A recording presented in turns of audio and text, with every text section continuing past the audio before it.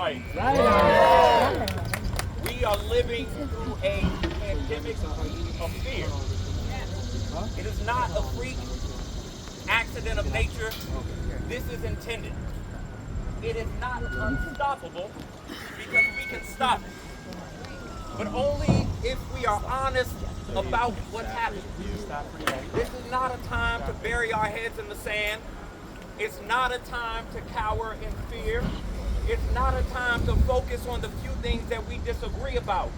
It's time to talk about what's happening, to come together and say that saving our city and saving our democracy is more important than a couple of things that we can argue about tomorrow, because today we have got to save democracy in D.C. Yes, sir. I was late this morning because I had to double back after getting a text about ICE agents swarming around an elementary school. I show up to see the assistant principal outside, teachers on the corner, and scared-looking parents dropping off their kids. I got a text yesterday from a teacher who asked me if it was normal that a father was being detained and his car was being taken as he was taking his daughter to school. A mother of a little brown girl told me earlier this week that on their way to a soccer game, her little brown girl had to ask Mom, why are these soldiers with guns standing outside the game? And I am raising two little black girls who know what is for them and what is not for them.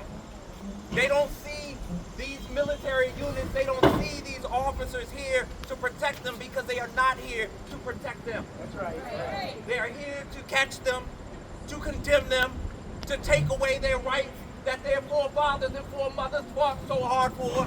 They're here to push back democracy. They're here to tell them that they are less than so that other people can feel like they are more than.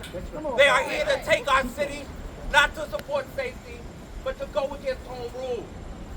That is not the world and the reality that I'm going to leave my little girls or any of these children to.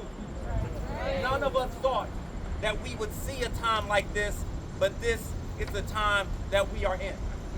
And at some point, the history will be written, and we're going to have to look at these children and say where we were on the side of that fight. We will have to justify what we did and did not do. So I'm not prepared to say that I capitulated. I'm not prepared to say that I cowered. I'm not prepared to say that I went along to get along. I'm prepared to say that I led the best way that I knew how.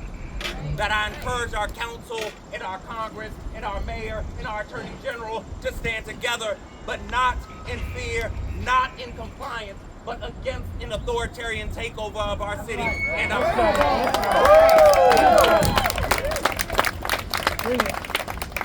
So we need our DC elected officials to stand united right now. But united is not united in fear and compliance. It is united against this travesty of democracy. We need our Congress to support us right now because it is clear the president has said he is doing this in Maryland, in New York, in California, now in Louisiana. So democracy will be stripped away everywhere, not just in D.C. We just happen to be ground zero. That is why we must stop it now. That is why Congress must stand up now. Last thing I'll say before I leave, other than give us our damn money back, is this. As Democrats have decided that we are going to stop bringing a pen and paper to a gunfight, and we've started to fight hard on the front lines, and these redistricting battles started in Texas, but it won't end there. This is a time, if ever there was, for DC statehood. Right.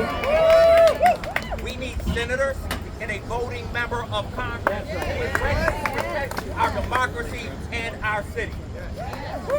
In dozens of meetings over the past couple of weeks with congressional offices, they said we are now confused about where DC stands because of statements coming from the mayor's office.